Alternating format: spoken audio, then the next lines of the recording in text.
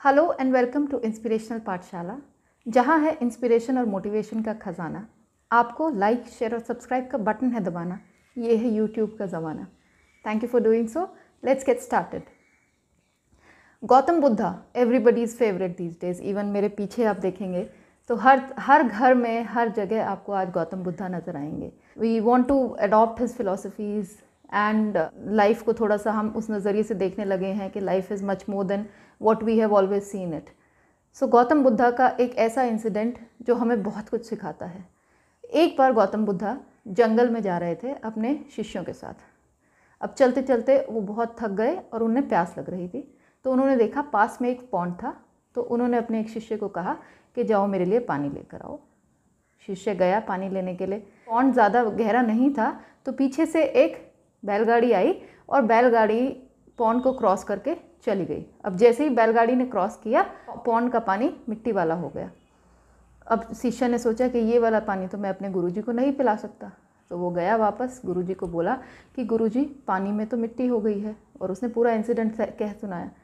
तो गुरुजी ने बोला कोई बात नहीं, थोड़ी देर बाद लेके आना।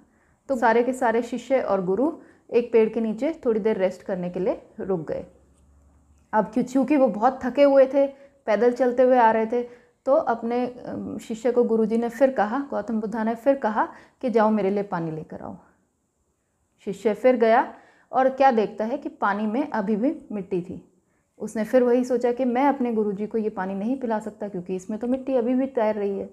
तो वो गया और उसने फिर से क्षमा मांगी कि गुरुजी मुझे माफ़ कीजिए, बट पानी अभी भी पीने लायक नहीं है। गौतम बुद्धा चुपचाप बैठे रहे और इंतज़ार किया। अब लगभग 1 घंटे बाद गुरुजी ने फिर अपने शिष्य को कहा कि जाओ अब मेरे लिए पानी लेकर आओ।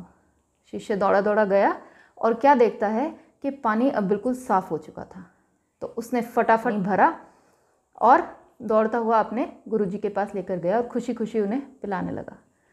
तो गुरुजी ने पूछा कि वाह, अभी तक तो तुम कह रहे थे कि पानी बहुत मिट्टी वाला था, अब पानी साफ़ कैसे हो गया? तुमने क्या कुछ स्पेशल किया है? तो शिष्य ने कहा नहीं गुरुजी, मैंने ऐसा कुछ भी नहीं किया है। मैं दो बार गया, तीसरी बार जब मैं गया तो पानी बिल्कुल साफ़ हो गया था। तो गुरुजी ने बोला कि साफ़ कैसे हुआ? उन्होंने जानना चाहा कि तुम्हें कैसे लगा कि भाई पानी अब साफ़ हो गया है। तो शिष्य ने कहा कि मैंने देखा और पानी में कोई मिट्टी नहीं थी। तो गुरुजी ने बोला कि तुमने कुछ किया था? बोला नहीं, मैंने कुछ भी नहीं किया। तो बोला कैसे साफ़ हो गया? तो शिष्य ने कहा कि मैंने उसे ऐसे का ऐसे छोड़ दिया, मैंने छुआ ही नहीं उसे। पिछली बार जब मैं लेने गया तो मैंने सिर्फ देखा ऊपर मिट्टी थी, तो मैं चुपचाप चला आया। तो मतलब मैंने उसे ऐसे का ऐसे बगैर टच किए हुए रहने दिया। तो गुरुजी ने सबको यही कहा कि ऐसा ही हमारे माइंड्स के साथ होता है। जब हमारे माइंड में पोल्यूटेड थॉट्स होते हैं या टर्बुलेंट थॉट्स होते हैं या नेगेटिव थॉट्स होते हैं और हम उन्हें शांत करने की कोशिश करते हैं, वो शांत नहीं होते हैं। तो let them be like that only. जैसे पानी को आपने बिल्कुल छोड़ दिया और कुछ भी नहीं किया, वो अपने आप स्थिर हो गया, पानी उस अपने आप मिट्टी नीचे सेटल हो गई। ऐसे ही आपके टर्बुलेंट थॉट्स, आपके डिस्टर्बिंग थॉट्स, आपके नेगेटिव थॉट्स, आप उन्हें ऐसे ही let it be like them only. आप कुछ मत कीजिए और आप उन्हें सेटल होने दीजिए। और जब सेटल होते हैं उसके बाद you try to find ways and means to solve your problem. और कोई भी आपको अगर कोई भी इशू है तो your mind is effortless.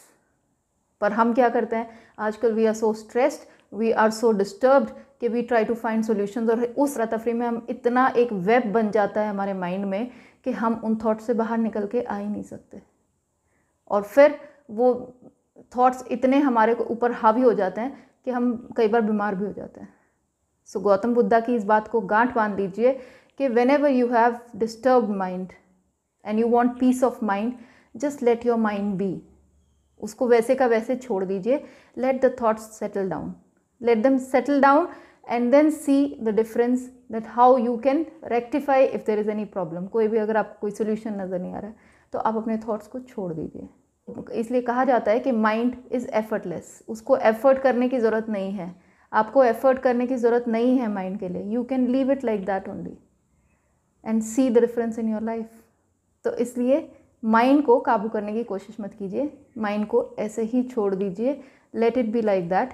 It's a beautiful thing, it's a beautiful world if you see. Thank you so much for watching.